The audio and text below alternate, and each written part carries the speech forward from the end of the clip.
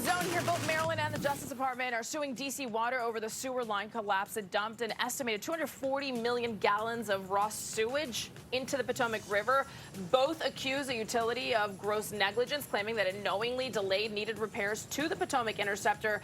Maryland now demanding millions in penalties in order for D.C. Water to pay for all environmental testing and cleanup. We've got our water expert here, Razgaitis, with us to kind of break down what this means. I mean, I was just down there over by Great Falls, and you can still smell sewage. Well, 60 million gallons every single day flow through there.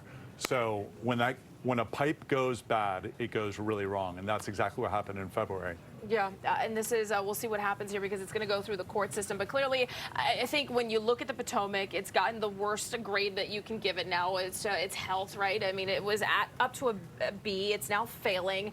We look at tomorrow as Earth Day, and just like the emphasis that we should be placing on Mother Nature and taking care of this natural resource that we all need. And yet it seems, as you talk about all the time, PFAS and lead are a huge concern for daily drinking water in the United States of America. They're a massive issue. It shouldn't be. We're running off of a 100-year-old infrastructure, as well as guidelines that were established 30, 40, 50 years ago, and they are woefully inadequate. They need to be updated for today's issues and today's problems, and so that's one of the things we'll cover today. I think when you talk about microplastics, and that's something that you and I have talked about a lot, and that seems to be a huge concern for you.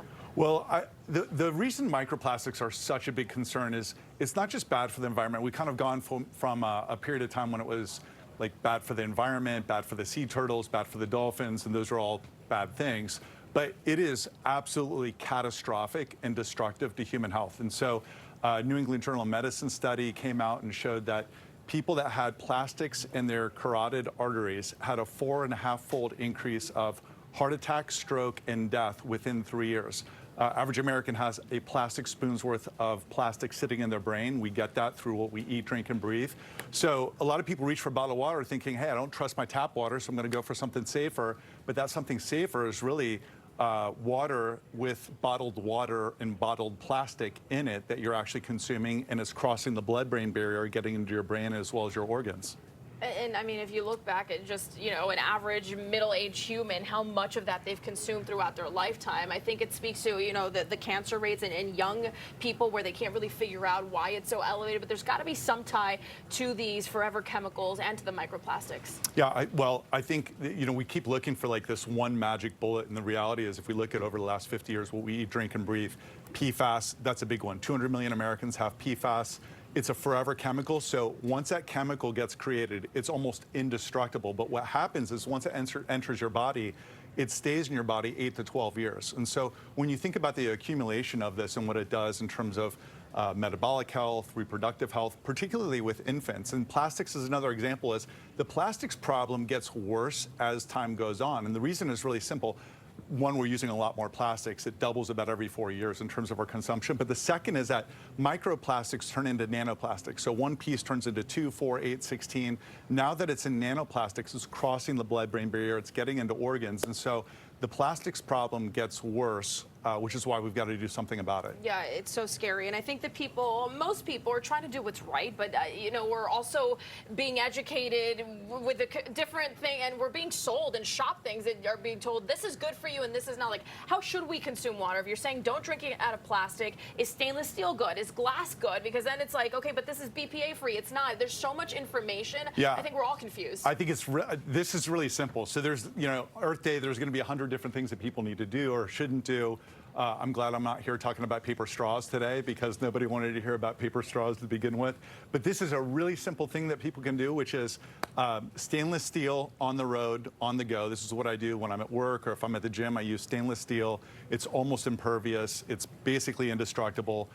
Glass at home. So that's important. Buy a bottle that you like. I got a couple props here that I can pull off if needed. But the second thing is that what you put into that bottle and what you're drinking is even more important than the cool brand of the bottle that you buy. And that's where you want to use reverse osmosis purification technology. So a fridge filter, a faucet filter, a pitcher filter, it's a little bit like using a lap seatbelt from the 1950s today, which we wouldn't do for ourselves or our kids. So reverse osmosis is what eradicates all of the pollutants, microplastics, PFAS, lead, pharmaceuticals, herbicides, and it makes it taste great. That's the most important thing. 70% of Americans are chronically dehydrated. If you want to just do one simple hack to look, feel, and perform better, drinking more water is the best thing that you could do. So if you have great quality water, you'll drink more of it. How much until we get to that point? Because you talk about the fridge filter, the pitcher filter, that kind of became like an everyday thing in American families and households. Reverse osmosis, this is an expensive situation to kind of switch up your kitchen sink to do this. Well, it depends on what system that you get. And so first of all, my day job, we do reverse osmosis machines for hotels, schools, gyms, corporations in the form of flow water, but we don't do anything for the home. What I always advocate people do still is to get an RO machine for the home. You can do an under sink system. You can buy those for anywhere between $400 and $800 and get a really good system. You can get a countertop system that's plug and play. You fill it up like a coffee maker. It kind of purifies and manufactures your water.